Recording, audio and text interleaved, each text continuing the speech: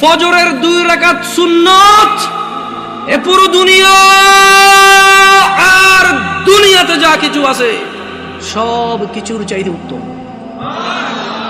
তাহলে যে 2 রাকাত সুন্নত পৃথিবীর চাইতে উত্তম, ওই 2 রাকাতের সুন্নতের পরে যে 2 রাকাত ফরজ রয়েছে, এই ফরজের আল্লাহু আকবার কি দিয়ে মিটাবা? এই ফরজের সামি আল্লাহু লিমান হামিদা কি দিয়ে মিটাবা?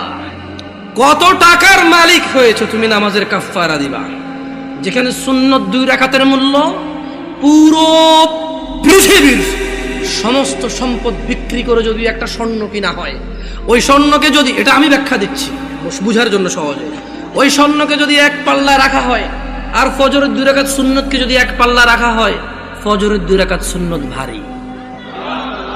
ওই সুন্নত এত ভারী হলে ওই ফজরের নামাজের ফরজ যেটা তুমি ঘুমের মধ্যে কাটিয়ে দাও,